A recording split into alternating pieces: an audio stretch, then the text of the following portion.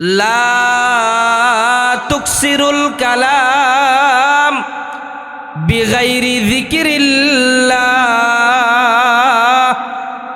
আমার ভাইজান বিশ্বনবী রাহমাতুল লিল আলামিন বলেন, দুনিয়ার মানুষ মনোযোগ সহকারে শ্রবণ করো, তোমার জবান দিয়ে এমন কোনো কথা বলিও না যেই কথাটা রবের জিকিরের বাহিরে চলে যায়।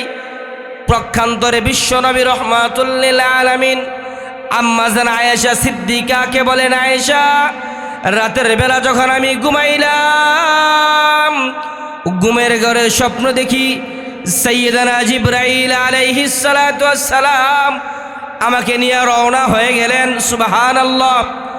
আমাকে যখন জান্নাত পরিদর্শন করাইলেন, বিশ্বনবী রাহমাতুল লিল আলামিন বলেন, জিবরাইল আমাকে বলল, ইয়া রাসূলুল্লাহ, আপনি তো জান্নাত পরিদর্শন করলেন, চলেন জাহান্নামে একটু ঘুরে আসেন, জাহান্নামের কিনারা দিয়ে আপনি একটু ঘুরাইয়া নিয়ে আসি।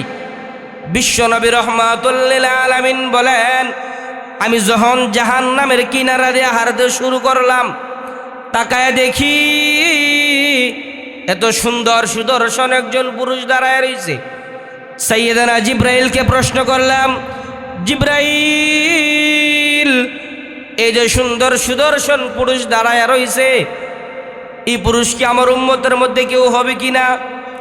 সাইয়্যিদানা জিবরাইল বলেন, ইয়া রাসূলুল্লাহ,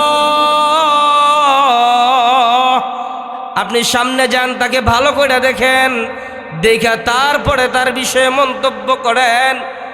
বিশ্বনবী রাহমাতুল লিল আলামিন বলেন, আমি যখন সামনে তাকাইলাম, তাকায় দেখি দুনিয়ার প্রত্যেকটা মানুষের জিহ্বা হইল একটা, এই সুদর্শন পুরুষের জিহ্বা হইল দুইটা।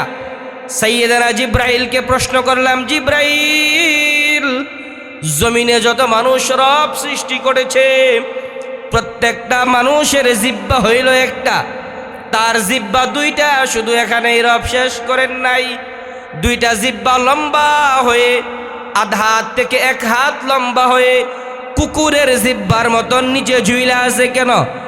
সাইয়্যিদানা জিবরাইল বলেন, ইয়া রাসূলুল্লাহ, আপনার ওই উম্মতদেরকে এই শাস্তি দেওয়া হবে যারা এক মুখে দুই কথা বলে। সামনে সামনে একজনকে দেখলে, হুজুর আসসালামু আলাইকুম, আপনি অনেক ভালো মানুষ, আপনার দ্বারা মসজিদের এই খেদমত হইতাছে, আপনি অনেক ভালো মানুষ। হুজুর যখন চইলা যায়, পিছন দিক দিয়া দাঁড়ায় একজনে এরকম মানুষ নি, খালি মানুষের বাইত খার ঘুরে, কোনো কাম নাই, এমন মানুষ আমাদের সমাজে আসেনি। সামনে কয়েক কথা, পিছনে আরেক কথা। সাইয়্যিদানা জিবরাইল আলাইহিস সালাতু ওয়াস সালাম বলেন, ইয়া রাসূলুল্লাহ, আপনার ওই উম্মতদেরকে এই শাস্তি দেওয়া হবে যারা সামনাসামনি বলছে এক ধরনের কথা, পিছনে যায় বলে অন্য ধরনের কথা। সাইয়্যিদানা জিবরাইল বলেন, ইয়া রাসূলুল্লাহ, আপনি আপনার উম্মতদেরকে এই বিষয়ে সতর্ক করবেন। 2 নাম্বার বিশ্বনবী রাহমাতুল লিল আলামিন সামনে অগ্রসর হইলেন, যা দেখে আগের চাইতে আরো সুদর্শন পুরুষ দাঁড়ায় রয়েছে। নবীজি জিবরাইলকে প্রশ্ন করলেন, ভাই জিবরাইল, এই মানুষের মতন সুদর্শন পুরুষ কি আমার উম্মতের মধ্যে কেউ হবে কিনা? নবীজিকে পূর্বের নেই জিবরাইল বলল, ইয়া রাসূলুল্লাহ, আপনি সামনে যান, তাকে ভালো করে দেখেন, তারপরে তার বিষয়ে কথা বলেন। বিশ্বনবী রাহমাতুল লিল আলামিন বলেন, আমি যখন সামনে যাইলাম, তাকায় দেখি তার হাতের নখগুলা লম্বা লম্বা হয়ে আছে, 1 ফিট থেকে 3 ফিট লম্বা হয়ে আছে। তার চেহারার কুষ্ঠগুলা তার হাতের নখ দিয়া খসাইয়া খসাইয়া জমিনে ফালাইতেছে। বিশ্বনবী রাহমাতুল লিল আলামিন বলল, জিবরাইল, ওই মানুষটাকে রব এই শাস্তি কেন দিতেছে? বিশ্বনবী রাহমাতুল লিল আলামিনের জবাবে সাইয়্যিদানা জিবরাইল আলাইহিস সালাতু ওয়াস সালাম বলেন, ইয়া রাসূলুল্লাহ, আপনার ওই উম্মতদেরকে এই শাস্তি দেওয়া হবে যারা এই জনের কথা ওই জনের কাছে বলে, এই জনের দোষ ওই জনের কাছে বলে, এই মানুষদেরকে এই শাস্তি দেওয়া হবে। আমাদের সমাজে দেখবেন কিছু মানুষ এমন আছে, আপনার লগে বালা মিল দিয়ে আপনার এনতে একটা কথা লইব, লইয়া ওই অলিপুরা বাজারে যায় কইছে চিনছুনি তারে, এ বালা না, এর বউ বালা না, এর মা বালা না, এর ফুদ্দ মানুষের কাতার ই ফোনে না। বিশ্বনবী রহমাতুল্লিল আলামিন বলেন ওই মানুষদেরকে শাস্তি দেওয়া হবে যারা নাকি অন্যের দুশ্চর্চা নিয়ে সারাক্ষণ ব্যস্ত থাকে। বিশ্বনবী রহমাতুল্লিল আলামিন বলেন আমি আমার উম্মতদেরকে সতর্ক করে দিব, তারা যেন জীবন চলে গেলেও তারা যেন অন্যের দোষ নিয়ে কথাবার্তা না বলে। অন্যের দোষ নিয়ে কথা বলতে বিশ্বনবী রহমাতুল্লিল আলামিন সম্পূর্ণরূপে নিষেধ করেছেন। বিশ্বনবী রহমাতুল্লিল আলামিন বলেন আমি যদি অন্যের দোষ বর্ণনা করি, নবীজি বলেন আমি যার দোষ বর্ণনা করলাম তার গুনাহ মাফ হইতে থাকে, তার গুনাহ আমার কাছে আসতে থাকে। বিশ্বনবী রহমাতুল্লিল আলামিন বলেন এই কারণে তুমি অন্যের দোষ কখনো বলবা না, যদি সম্ভব হয় তার দোষগুলো তুমি গোপন রাখবা। পক্ষান্তরে নবী মূসা আলাইহিস সালাতু ওয়াস সালাম বহুদিন যাবৎ জমিনে বৃষ্টি হয় না, ওয়ানা বৃষ্টিতে জমিনের ফসলাদি নষ্ট হয়ে যাচ্ছে।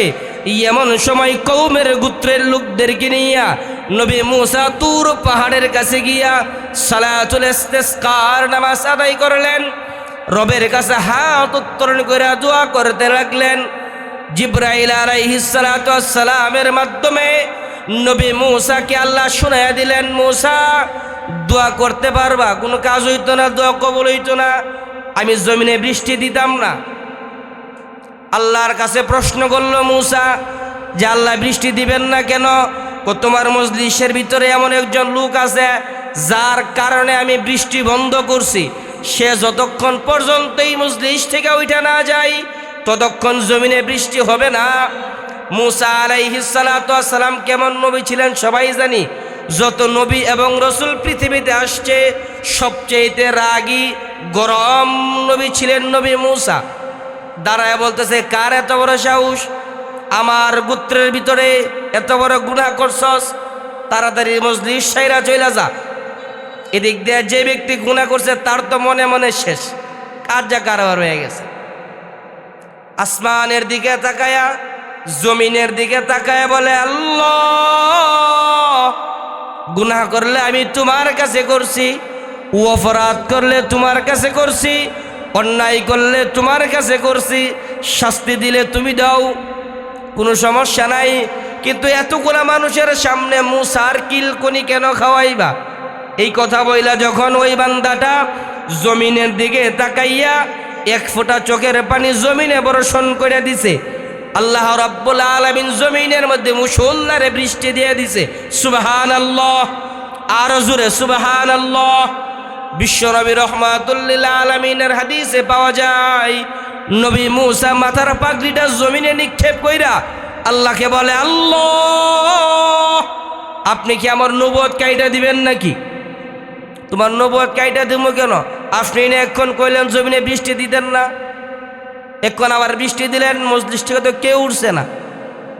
আল্লাহ রাব্বুল আলামিন ডাইকা বলেন মূসা আমি যখন তোমাকে এই কথা বইলা দিলাম, ওই বান্দাটা এমনভাবে আমার কাছে ফরিয়াদ করছে, চাইছে,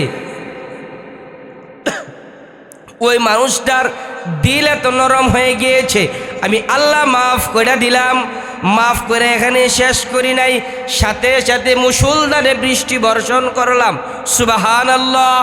এখান থেকে বিশ্বনবী রহমাতুল্লিল আলামিন বলেন আমি অন্যের দোষ নিয়ে চর্চা করব। নবী মূসা বলছিল আল্লাহ যখন তার গুনাহ ছিল তখন তো আমারে দেখাইছো না, এখন তো সে গুনাহ করছে, গুনাহ মুক্ত হয়ে গিয়েছে, তার উসিলায় আজকে আমরা বৃষ্টি পাইলাম, এখন তো তারে তুমি দেখাইতে পারো। আল্লাহ বলেন যখন তার গুনাহ ছিল তখন যেহেতু তোমাকে আমি দেখাই নাই, এখন তাকে আমি মাফ করে দিছি, এখনো তোমাকে দেখাবো না। আল্লাহর কাছে আমি যদি তওবা করি আল্লাহ মাফ করতে সহজ, বান্দার কাছে তওবা করলে, বান্দার সাথে অপরাধ করলে বান্দার কাছ থেকে গুনাহ মাফ নেওয়া খুব কঠিন বিষয়। বিশ্বনবী রহমাতুল্লিল আলামিন বলেন আমি যখন দেখলাম জাহান্নামের ভিতরে এক শ্রেণীর মানুষ তার চামড়াগুলা, মুখের চামড়াগুলা গুস্ত গুস্ত খসাইয়া খসাইয়া জমিনে ফেলাইতেছে, যখন তার হাতের নখগুলা তার হাড়ের মধ্যে লাগে, তার শরীরটা কুকরাইয়া কুকরাইয়া ওঠে, মনে হইতেছে আকাশে বিদ্যুৎ চমকাইতে আছে, এমনভাবে সে চমকাইতে থাকে। আমি যখন জিব্রাইলকে বললাম, জিব্রাইল, ওই মানুষদেরকে আমি সতর্ক করে দিব, তারা যেন জীবন চলে গেলে অন্যের দোষ নিয়ে সমালোচনা না করে, অন্যের গীবত যেন না করে। বিশ্বনবী রাহমাতুল লিল আলামিন বলেন, আমি সামনে অগ্রসর হইলাম। জিব্রাইল আমাকে দেখাইতেছে, ইয়া রাসূলুল্লাহ, এই যে একটা ফুল দেখতেছেন, এটা হলো ফুল সিরাতের ফুল। 30,000 বছরের রাস্তা, 10,000 বছর মানুষগুলো সব উপরে উড়তেই থাকবে, 10,000 বছর সমতলে চলতে থাকবে, 10,000 বছর নিচে নামতে থাকবে। বিশ্বনবী রাহমাতুল লিল আলামিন বলেন, 15,000 বছর যাওয়ার পরে দেখা যাবে কিছু কিছু মানুষ কাইটা কাইটা জাহান্নামে নিক্ষিপ্ত হইতেছে। বিশ্বনবী রাহমাতুল লিল আলামিন বলেন, ওই মানুষদেরকে আমি সতর্ক কইরা দিব, যারা জমিনের মধ্যে বসে বসে গুনাহ করত, ইবাদত করে নাই, বেশি বেশি গুনাহ করত, আজকে গুনাহের কারণে তারা জাহান্নামে চলে যাইতেছে। জবান দিয়ে অনর্থক কথাবার্তা বলতো। বিশ্বনবী রাহমাতুল লিল আলামিন বলেন, কোন মানুষ যদি জবান দিয়ে অনর্থক কথাবার্তা বলে, অনর্থক কথাবার্তা বলার কারণে তাকে জাহান্নামে চলে যাইতে হয়। বিশ্বনবী রাহমাতুল লিল আলামিন বলেন, আমি আমার উম্মতদেরকে দিব না সারা, তারা যেন অনর্থক কথাবার্তা বইলে তারা জাহান্নামে চলে যায়। আমি আমার উম্মতদেরকে সতর্ক কইরা দিব, তারা যেন জবানকে হিফাজত করে। লা তুকসিরুল কালাম বিগাইরি যিকিরিল্লাহ। বিশ্বনবী রাহমাতুল লিল আলামিন বলেন, আমি আমার উম্মতদেরকে বইলা দিব, তারা যেন জবান দিয়ে এমন কোনো কথা বের না করে যেই কথাটা রবের জিকিরের বিরুদ্ধে চলে যায়। 4 নম্বরে বিশ্বনবী রাহমাতুল লিল আলামিন বলেন, কোন মানুষ যদি জবান দিয়ে অনর্থক কথাবার্তাগুলো বলে, অনর্থক কথাবার্তা বলে, মিথ্যা কথা বলে, বিশ্বনবী রাহমাতুল লিল আলামিন বলেন, একটা মিথ্যা কথার জন্য তার দিলের মধ্যে একটা কালো দাগ পড়ে যায়। আবার যখন আরেকটা মিথ্যা কথা বলে, তার দিলের মধ্যে আরেকটা দাগ পড়ে যায়। এমনই ভাবে যখন বান্দা মিথ্যা বলতে বলতে, অনর্থক আর ফাহেসা কথা বলতে বলতে অটুর আর অচুল থাকতে থাকে, বিশ্বনবী রাহমাতুল লিল আলামিন বলেন, তখন তার কলবটা কালো হয়ে যায়। দ্বীনের মজলিস তার কাছে ভালো লাগে না, ভালো কাজ তার কাছে ভালো লাগে না, নামাজের দাওয়াত দিলে তার কাছে ভালো লাগে না, ওয়াজের আয়োজন করলে তার কাছে ভালো লাগে না। এমন মানুষ আসেনি আমরা সমাজে?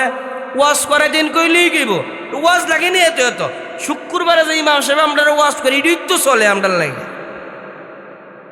এমন এক শ্রেণীর মানুষ থাকবে যে যারা সার্বক্ষণিক দেবেন দ্বীনের কাজের বিরোধিতা করে। তার কারণ সে মুসলমান, আমার সাথে চলাফেরা করে, আপনার সাথে চলাফেরা করে, সে দ্বীনের কাজগুলো ভালো লাগে না। ইমাম সাহেব যদি কোনো দিন একদিন ফজরের নামাজও কেরাত একটু লম্বা পড়তে পারে, এ মসজিদে বাড়িয়ে এই কইব যে ইমাম সাহেব রাত্রে ঘুমাইছে না, ঘুমে ধরছে না, বেটা সুরা না ফলে বেটার বেতন কাটতে যাবো গা। আমরা কত কাম আছে না ক্ষেত খামারে, আমরা যা কাম করি ইমাম সাহেব এত লম্বা ওয়াজ করুন লাগিনি, এত লম্বা কেরাত দেন আমার স্মরণ লাগিনি। কোরআন তেলাওয়াত তার কাছে ভালো লাগে না, আর ভালো লাগবেটা তার কাছে কি? দ্বীনের কথা তার কাছে ভালো লাগে না, লাগবেটা কি? এই কারণে বিশ্বনবী রাহমাতুল লিল আলামিন বলেন, ওই সমস্ত মানুষের কাছে দ্বীনের কথা ভালো লাগে না, কোরআন ভালো লাগে না, রাসূলের সুন্নাহগুলা ভালো লাগে না, যাদের দিল মরে গেছে। মানুষের দুশ্চর্চা করতে করতে, মানুষের দুশ্চর্চা করতে করতে আর অনর্থক কথাবার্তা বলতে বলতে তার দিল নষ্ট হয়ে গেছে। আশরাফ আলী থানভী রহমতুল্লাহ আলাই লিখেন যে নদীর এই পাশ দিয়ে একজন যাইতেছে হাইটা, আর নদীর অপর পাশ দিয়ে আরেকজন হাইটা যাইতেছে। ধরেন আপনার রায়পুরের মেঘনা নদীর সাইদাবাদ দিয়ে একজন আটে, ফান্তসরা দিয়ে একজন বাঁশ কান্দনি আটতেছে। সাইদাবাদ থেকে একজনে কইতাছে, কিও চাচা দেখো তোমার বাঁশটি আমার শরীর লাগিয়া জায়গা। যে একটা বাঁশ আর কয় ফুট লম্বা হয়? সর্বোচ্চ 20 হাত 30 হাত লম্বা। আমরা ফান্তসরার মেঘনা নদী প্রায় 100 হাতের রূপে লম্বা। কিরে তুই আমার কইছ আমার বাঁশ তো শরীর যাইবনি, আমার বাঁশ হলো 30 হাত লম্বা, নদী হলো 200 হাত ফাঁস। একটু কইলাম আর কি তোমার লগে, একা একা আরতাছি তো একটা কথা কইলাম আর কি আপনার লগে দাঁড়ায়া। এই অনর্থক কথা বলে আমার সময়টা নষ্ট করতেছি। বিশ্বনবী রহমাতুল্লিল আলামিন বলেন, আমি যে একটা অনর্থক কথা বললাম, এই কথা দ্বারা আমারও কোনো ফায়দা হয়েছে না, উম্মতেরও কোনো ফায়দা নাই, আখিরাতেও কোনো ফায়দা নাই। বাচ্চা হারুনুর রশিদের জামানায় একজন লোক, যে আমরা মা চাচিরা কাঁথা সেলাই করানো সুই দিয়া, এই সুইয়ের ভিতরে সুতা লম্বা করে 6টা সুই গাঁথত, জমিনে দাঁড় করাইয়া 2 থেকে 3 হাত দূর থেকে রশিটারে সুতাটারে এভাবে নিক্ষেপ করতো, এই 6টা সুইয়ের ভিতরে ঢুকে যাইত। এমন পরিদর্শন করছে, এমনভাবে ট্রেনিং দিছে, 6 মাস টাকায় ট্রেনিং দিছে। আর আমরা তো কাছে নিয়েও সুই গাঁথতাম পারি না। বাদশার দরবারে গেছে, আর ওই সময় বাদশার একটা নিয়ম ছিল, কেউ যদি আমাকে নতুন কিছু দেখাইতে পারে তাহলে তাকে বড় একটা পুরস্কার দেয়।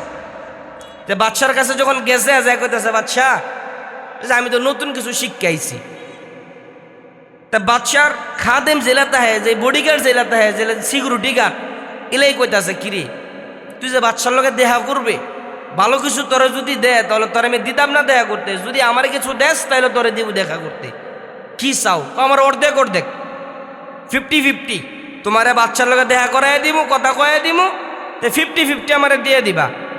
তার বাদশা দিল, আর আমার 1 কেজি 2 কেজি আলু দিত না, দিল স্বর্ণের কিছু দিব, বহু টাকার মাল দিব, তো অর্ধেক অর্ধেক, তুমি অর্ধেক নিবা, অর্ধেক আমার দিলে। বা ঠিক আছে, এই শর্ত দিয়া, খাদেমের কাছে এই শর্ত দিয়া চলে গেল বাদশার দরবারে। যাই বলতেছে, বাদশাহ আমি দেখবেন একটা খেলা শিখাইছি। কি খেলা শিখছো? এই যে 6টা সুই আমি জমিনে গাইরা দূর থেকে যখন সুতাটা নিক্ষেপ করি, 6টা সুইয়ের ভিতর দিয়ে সুতা ঢুকে যায়। সুবহানাল্লাহ, কত সুন্দরভাবে খেলাটা আমি শিখছি। বাদশাহ জল্লাদের ডাইকে আনছে, এদিকে হেরা কষায় 10টা চর দিবে, 10টা চর খায় এমনি হাত দিয়ে দইরা কইতেছে, বাচ্চা আমার যে মারলেন। ও কয় মাস এই ট্রেনিং দিয়ে এই কাজটা শিখছো? 6 মাস। এই কাজ দিয়া তোমার কি লাভ হয়েছে এটা আগে কো? বাচ্চা লাভ কি কইতে পারতাম না, কিন্তু বউ আরাতে প্রতিদিনে বহাবদ্ধ শুনছি, কারণ কোনো কাম কাজ তো করছি না 6 মাস, এ আকামের পিছিয়ে ঘুরছি, কেন বউ আমার প্রতিদিনই বকছে। আর আজকে আর লাভ হয়েছে যে আপনি আমার 10টা কিল দিচ্ছেন। বাদশা বলতেছে, তুই যে কাজটা করছো এই কাজে তোর কোনো ফায়দা হয়েছে না, তোর পরিবারেরও কোনো ফায়দা হয়েছে না, তোর আখিরাতেরও কোনো ফায়দা হইল না, আমার রাষ্ট্রেরও কোনো ফায়দা হইল না, তাহলে তুই কাজটা শিখলি কি লেগে? এই কাজের কোনো দরকার আছে? এমন কোনো কাজ করিও না যেই কাজ দ্বারা আমারও কোনো ফায়দা নাই, উম্মতেরও কোনো ফায়দা নাই, আমার আখিরাতের কোনো ফায়দা নাই, আমার দেশ বা মহল্লার গ্রামের গঞ্জের কোনো ফায়দা নাই, এমন কোনো কাজই তুমি করিও না। কি করবা? নবীজি আমাকে শিক্ষা দিয়ে গেছে। সাইয়েদনা বেলাল রাদিয়াল্লাহু তাআলা আনহু, আম্মা জান আয়েশা সিদ্দিকা রাদিয়াল্লাহু তাআলা আনহা ওই হাদিস বর্ণিত, নবীজি বলেন, একদিন রাত্রে আমি এশারের পরে আম্মা জান আয়েশা সিদ্দিকার ঘরে তাশরিফ আনলাম, ঘুমাইলাম। আম্মা জান আয়েশা আমাকে মাথা মেসেজ করতে করতে ঘুম পাড়াইয়া দিছে। আম্মা জান আয়েশা সিদ্দিকা বলেন, হঠাৎ করে আমি ঘুম ভাঙছে, ঘুম ভাইকে হাত দিয়ে দেখি রসুল আমার পাশে নাই। আমি চিন্তিত হয়ে গেলাম যে রসুল কি অন্য কোনো স্ত্রীর ঘরে চলে গেল আমাকে রাইখা। আমি চলতে হাত দিয়ে ঘুরতে ঘুরতে লাগলাম, এমন সময় গুনগুন একটা আওয়াজ আসতেছে। তখন মনে হইল রসুল কান্নাকাটি করতেছে, আর কি যেন বিড় করে পড়তেছে। এদিক দিয়ে হজরত বেলাল ফজর আজান দিয়ে দিছে, ফজর আজান হজরত বেলাল দিয়ে দিছে, নামাজের সময় গনিয়ে আসছে। এমন সময় হজরত আবু বকর সিদ্দিক রাদিয়াল্লাহু তাআলা আনহু আসছে মসজিদে। এক এক কইরা অধিকাংশ সাহাবীরা মসজিদে চলে আসছে। ফজরের সময় যেহেতু একেবারেই সন্নিকটে, তো হজরত বেলাল রাদিয়াল্লাহু তাআলা আনহু কইতাছে, ইমাম সাহেব তো এখন আইসে না, সাইয়েদনা আবু বকর আপনি যান, যে রসুলকে ডাইকে নিয়ে আসেন। আবু বকর বলল, রসুল ঘুমাইতেছে, আমি কেমন হয়ে গেলে গোজা ডাইকে আনতাম পারতাম না। তখন হজরত উমর রাদিয়াল্লাহু তাআলা আনহুকে পাঠাইল, বলল, উমর আপনি খুব গরম সাহাবী, শক্তিশালী মানুষ, আপনি যান, যে রসুলকে ডাইকে নিয়ে আসেন। তখন হজরত উমর ফারুক বলল, আমি রসুলের কাছে এত গরম না, কাফের মুশরিকের পাশে যত গরম হয়ে দাঁড়াইতে পারি, রসুলের কাছে গেলে আমি একেবারেই নরম হয়ে যাই, আমি রসুলের সামনে দাঁড়ায় কথাই কইতাম পারি না, আমি ডাকতাম পারতাম না। উসমান গনিরকে পাঠাইলো, বলল, উসমান গনি তুমি তো রসুলের দুইটা মেয়েকে বিবাহ করছো, তোমার সাথে তোমার শ্বশুরের একটা ভালো সম্পর্ক আছে, তাড়াতাড়ি ডেকে নিয়ে আসো। বললো, আমিও পারতাম না। তখন হযরত আলী রাদিয়াল্লাহু তাআলা আনহুকে বলল, আলী তুমি তো রসুলের বংশের মানুষ, তুমি যাও, যে রসুলকে ডাইকে নিয়ে আসো। আলী রাদিয়াল্লাহু তাআলা একই জবাব দিল, আমি পারবো না, রসুল ঘুমাইতেছে, আমি ডাক দিতাম পারতাম না, তবে আমি একটা পরামর্শ দিতাম পারি, মুয়াজ্জিনের সাথে ইমাম সাহেবের সম্পর্ক খুব ভালো থাকে, এটাই তো স্বাভাবিক, মসজিদের মুয়াজ্জিনের সাথে ইমাম সাহেবের সম্পর্ক ভালো থাকে না? তো বেলাল যেহেতু মুয়াজ্জিন আর মসজিদে নববীর ইমাম হইল সাইয়্যিদানা নবী মুহাম্মদ সাল্লাল্লাহু আলাইহি ওয়াসাল্লাম, তে মুয়াজ্জিনদের ফাড়ান ইমাম সাহেবদের নিয়ে আইতো। তো তারা যখন বলা হইল, তে হযরত বেলাল রাদিয়াল্লাহু তাআলা আনহু এভাবে দাঁড়াই গেছে, আমি একটা সিদ্ধান্ত নিছি, আজকের পরে তার কোনোদিন আজান দিতাম না, আজকের পরে তার কোনোদিন আজান দিতাম না। তখন হযরত আলী রাদিয়াল্লাহু তাআলা আনহু কইলা, জোহরের আজান দাও বানা তো এটা পরের বিষয়, ফজরের আজান দিছনি? কর দিছি। তো ফজরের আজানের ইমামতি, নামাজের ইমামতি করার জন্য নবীরে নিয়ে আসো। তো জানা ধাক্কা দা রসুলের দরজার কাছে পাঠাইল। এমন সময় আমার ভাইজান হযরত বেলাল রাদিয়াল্লাহু তাআলা আনহু বলেন, আমাকে যখন সাইয়্যিদানা আলী রাদিয়াল্লাহু তাআলা আনহু ধাক্কা দিয়া রসুলের দরওয়াজার সামনে পাঠাইয়া দিল, আমি সিদ্ধান্ত নিলাম আমি এখানে দাঁড়িয়ে থাকব, যতক্ষণ পর্যন্ত রসুল ঘর থেকে বের না হয় ততক্ষণে একটা আওয়াজও করব না। এই কথা চিন্তা করে যখন সাইয়্যিদানা বেলাল রাদিয়াল্লাহু তাআলা আনহু দাঁড়াইয়া লইলেন, ফজরের সময় দিক দিয়ে গড়ে আসছে, একেবারেই সূর্য উঠু উঠু অবস্থায় হয়ে গিয়েছে। সাইয়্যিদানা বেলালের দুইটা চোখ লেগে গেল, ত্রন্দা ত্রন্দা একটা ভাব চলে আসলো। এমন সময় কে যেন কানের মধ্যে আওয়াজ আসতেছে, আসসালাতু খায়রুম মিনান নাওম, আল্লাহু আকবার, আর জোরে আল্লাহু আকবার। সাইয়্যিদানা বেলাল রাদিয়াল্লাহু তাআলা আনহু রসুলের কামরার পাশে দাঁড়াইয়া আসসালাতু খায়রুম মিনান নাওম বলে ডাক দিলেন।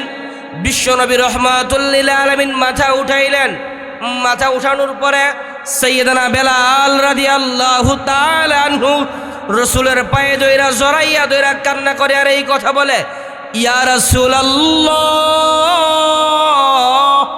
আমি আসি নাই আপনাকে ডাকার জন্যে, আমাকে আপনার সাহাবীরা ধাক্কায়া ধাক্কায়া পাঠাইছে, আপনি আমাকে ক্ষমা করিয়া দেন, আমার ভুল হয়ে গিয়েছে, আমি জানতাম না আপনি যে নামাজে আছেন, আমি তো মনে করছি আপনি ঘুমিয়ে আছেন, এই কারণে এই বাক্যটা বলেছিলাম, আসসালাতু খায়রুম মিনান নাওম, ঘুম থেকে নামাজে ভালো, ঘর থেকে মসজিদে ভালো। আমি তো রসুল জানি না আপনি যে নামাজে ছিলেন। এদিক দিয়ে আম্মা জান আয়েশা সিদ্দিকা বলেন, ঘুম থেকে উঠার পরে আমি যখন বললাম, ইয়া রাসূলুল্লাহ, আল্লাহ আপনার সামনের পিছনের অতীত বর্তমান ভবিষ্যতের সব গুনাহ মাফ করে দিছে, তারপরে আপনি এত কান্নাকাটি কেন করেন? বিশ্বনবী রাহমাতুল লিল আলামিন বলেন, তুমি কে? তার স্ত্রীকে বলেন, তুমি কে? আম্মা জান আয়েশা সিদ্দিকা বলেন, আমি আয়েশা। কোন আয়েশা? বিশ্বনবী রাহমাতুল লিল আলামিনে যখন এই কথা বলল, কোন আয়েশা? তখন বলল, আয়েশা বলেন, আমি আবু বকরের মেয়ে আয়েশা। কোন আবু বকর? আম্মা জান আয়েশা বলেন, আমার মনে হইল রসুল মস্তিষ্ক ঠিক নাই, মেজাজটা ঠিক নাই, এখন আর কথা বাড়াইলাম না। বিশ্বনবী রাহমাতুল লিল আলামিন চলে গেলেন মসজিদে, নামাজ শেষ করার পরে যখন বাড়িতে ফিরলেন, বিশ্বনবী রাহমাতুল লিল আলামিন আয়েশাকে ডেকে বলেন, আয়েশা এদিকে আসো। তা আম্মা জান আয়েশা বলে, হুজুর আপনি আমার চিনেন? আর এটা কি কো, তোমার চিনতাম না মানে? নামাজের আগে তো আপনারা জিগাইলাম যে আমি আয়েশা, আপনি বলেন চিনেন না। এই কথা কইছি নি? হ্যাঁ কইছেন। আর কি কইছি? আমি কইছি আমি আবু বকরের মেয়ে আয়েশা। আপনি বলছেন কোন আবু বকর? বিশ্বনবী রাহমাতুল লিল আলামিন বলেন, যখন আজানের আওয়াজ আমার কানে চলে আসে, দুনিয়ার কোনো জিনিস আমার মনে থাকে না যতক্ষণ পর্যন্ত আমি নামাজ আদায় না করি। আর আমরার অবস্থানটা এমন হয়েছে, যতক্ষণ কাম শেষ না হয় ততক্ষণ নামাজ নাই। আমরার অবস্থাটা এমন না যে কাম শেষ করে লই তারপরে যা নামাজ পড়বো। আমরা নামাজ তো পরে বললেও চলবো। বিশ্বনবী রাহমাতুল লিল আলামিন বলেন, আয়েশা যখন আমি এই কথা বললাম, আয়েশা হাউমাউ করে কান্না শুরু করলো। ইয়া রাসূলুল্লাহ, আপনি এত পরিমাণ কান্নাকাটি করছেন, সব সময় যখন আপনি দোয়া করেন আমি শুনতাম আপনি দোয়া করেন আল্লাহুম্মা গফিরলি ফাতিমা, আল্লাহুম্মা গফিরলি আয়েশা, আল্লাহুম্মা গফিরলি হাসান আর হুসাইন, বইলা বইলা দোয়া করেন। আপনি আজকে তো তাদের কারো নাম নেন নাই, কোন উম্মতের নাম নেন নাই, কোন সাহাবীদের নাম নেন নাই। আপনি কি যেন বীর বীর করে দুইটা শব্দ শুধু বললেন ইয়া হাইয়ুন ইয়া কাইয়ুম, বইলা বইলা শুধু দুইটা শব্দ বারবার বলছেন। আর আমি তাকায় দেখি আপনার চোখ থেকে পানি পড়তে পড়তে কপাল বেয়ে বেয়ে যখন জমিনে পড়লো, জমিন কাদা হয়ে গিয়েছে, জমিন কাদা হয়ে গিয়ে আপনার কপালের মধ্যে উঠে গেছে প্যাক। কাদা যখন ভইরা যায়, বিশ্বনবী রাহমাতুল লিল আলামিন বলেন আয়েশা তুমি কি শুনছো আমি কি শব্দগুলা বলছি? কান্না করতে করতে আমি কি শব্দগুলা বলছি? আয়েশা তুমি কি শুনছো নাকি? আম্মা জান আয়েশা বলেন ইয়া রাসূলুল্লাহ, আপনি শুধু দুইটা শব্দ বলছেন ইয়া হাইয়ুন ইয়া কাইয়ুম। বিশ্বনবী রাহমাতুল লিল আলামিন বলেন আয়েশা এই দুইটা শব্দ ছোট হতে পারে, তার ওজন কত তুমি জানো নি? জমিনের মধ্যে মানুষ বসে বসে যদি অনর্থক কথা বলে তার শাস্তি কি তোমাকে তো শোনাইলাম। জমিনের মধ্যে মানুষ এক কথা এক জবান দিয়ে দুই কথা বললে কি শাস্তি তা তো তোমার শুনাইলাম। অন্যের দুশ্চর্চা নিয়ে বৈশা থাকলে কি শাস্তি তাও তো তোমাকে শুনাইলাম। তুমি যখনই সময় পাইবা কারো দোষ বলবা না, তুমি যখনই সময় পাইবা জবান দিয়ে অন্য কেহর দোষ চর্চা করবা না, গীবত করবা না, অন্যের সমালোচনা করবা না। যখন সময় পাইবা ইয়া হাইয়ুন ইয়া কাইয়ুম এই শব্দগুলা বারবার পড়তে থাকবা। বিশ্বনবী রাহমাতুল লিল আলামিন বলেন এই দুইটা শব্দ এত দামি, জমিনের মধ্যে কোনো মানুষ যদি একবার এই দুইটা শব্দ বলে ইয়া হাইয়ুন ইয়া কাইয়ুম, এই শব্দটা যদি একবার কেউ বলে, দুইটা ঠোঁট আর একটা জিহ্বা হইয়া রব্বুল আরশিল কারীমের কুরসির পায়ের মধ্যে ধইরা যে পড়ছে তার নামে রব্বুল আরশিল কারীমের কাছে মাগফিরাতের দোয়া করতেই থাকে আল্লাহু আকবার, আর জোরে আল্লাহু আকবার। বিশ্বনবী রাহমাতুল লিল আলামিন বলেন আল্লাহ তখন ফেরেশতাদেরকে ডাইকা বলবে ফেরেশতা ওই বান্দা কি বলতেছে, আমার আরশের কুঠির মধ্যে ধইরা কি বলতেছে? ফেরেশতারা বলে এই যে আজকে অলিপুরা বাহাদুরপুরের এক মাহফিলের মধ্যে বসে আপনার সিফতি নাম নিয়া দোয়া করতেছে, সিফতি নামের চর্চা করতেছে। ইয়া হাইয়ুন ইয়া কাইয়ুম এই শব্দটা একজন মানুষ বলেছে, দুইজন মানুষ বলেছে। ওই মানুষগুলা যে শব্দগুলা বলেছে ওই শব্দটা দুইটা ঠোঁট আর একটা জিহ্বা হইয়া আপনার আরশের খুঁটির মধ্যে ধইরা রাখছে। কি চাই? যে ব্যক্তি বলেছে, যেই বান্দা বলেছে তার ক্ষমা চাই, আপনি তাকে ক্ষমা করিয়ে দেন। আল্লাহ বলেন যে এই কথাটা বলতে দেরি হবে, আমি আমার ওই বান্দার পিছনের গুনাহগুলো ক্ষমা করতে এক মুহূর্তে দেরি করব না। সুবহানাল্লাহ, আর জোরে সুবহানাল্লাহ। আল্লাহ রাব্বুল আলামিন যে কথাটুকু বললাম, আমার কথার সারমর্ম হলো যে অন্যের দোষ বলবো না, ও এক মুখে দুই কথা বলবো না, অন্যের সমালোচনা পড়ে থাকবো না। যখন সময় পাইব ইয়া হাইয়ুন ইয়া কাইয়ুম এই দুইটা শব্দ পড়বো তো ইনশাআল্লাহ। আল্লাহ রাব্বুল আলামিন আমাদের সকলকে আমল করার তৌফিক দান করুক। সকলে বলি আমিন। সুবহানাল্লাহি ওয়া বিহামদিহি সুবহানাকাল্লাহুম্মা ওয়া বিহামদিকা আশহাদু আল্লা ইলাহা ইল্লা আনতা আস্তাগফিরুকা ওয়া আতুবু ইলাইক। আসসালামু আলাইকুম ওয়া রাহমাতুল্লাহ।